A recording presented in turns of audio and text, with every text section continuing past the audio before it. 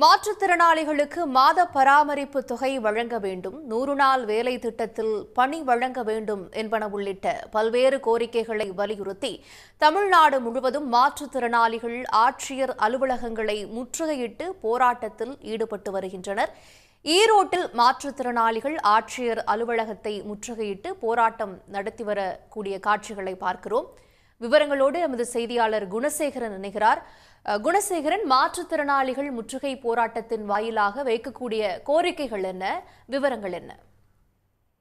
நிச்சயமாக மாற்றுத்திறனாளிகள் தங்களுடைய கோரிக்கைகளை வலியுறுத்தி இன்று மாநிலம் முழுவதும் மாவட்ட ஆட்சியர்களிடம் தங்களை ஒப்படைக்கக்கூடிய போராட்டத்தில் ஈடுபடுவதாக அறிவித்திருந்தனர். அனைத்து வகை மாற்றுத்திறனாளிகள் மற்றும் பாதுகாப்போர் உரிமைகளுக்கான சங்கத்தின் மூலமாக இந்த மாற்றுத்திறனாளிகளை ஆட்சியரிடம் ஒப்படைக்கப் போவதாகத்தான் இந்த போராட்டத்தில் ஈடுபட்டிருக்கிறார்கள். குறிப்பாக தமிழ்நாடு முழுவதும் பல்வேறு மாவட்டங்களில் இந்த போராட்டம் இன்று நடைபெற்று இருக்கிறது. ஈரோடு, திருவண்ணாமலை, விழுப்புரம் மாவட்டங்களில் மாற்றுத்திறனாளிகள் இந்த போராட்டத்தில் ஈடுபட்டிருந்தார்கள்.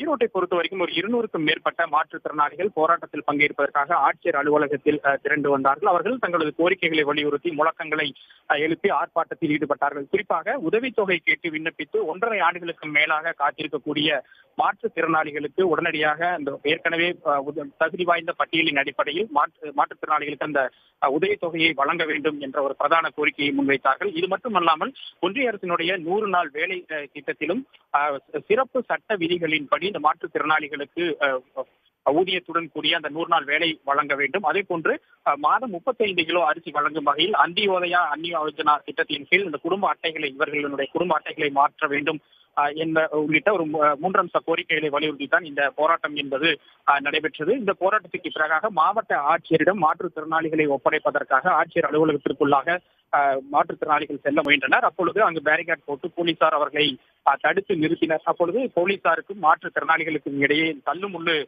ஏற்பட்டதால் சிறிது நேரம் பரபரப்பு ஏற்பட்டது. அதற்கு பிறகு மாற்றுத்திறனாளிகளுடன் பேச்சுவார்த்தை நடத்திய போலீசார் ஒரு 10 பேரை மட்டும் உள்ளே சென்று ஆட்சியரையும் அதிகாரிகளையும் சந்திப்பதற்காக அனுமதித்தனர். அதற்கு பிறகு தற்பொழுது மாற்றுத்திறனாளிகள் சங்கத்தைச் சேர்ந்த ஒரு 10 பேர் மட்டும் அதிகாரிகளை சந்தித்து மனு வழங்கவும் தங்களது கோரிக்கைகள் குறித்து வலியுறுத்தி பேசுவதற்காகவும் ஆட்சியர் அலுவலகத்திற்குள்ளாக சென்றிருக்கிறார்கள்.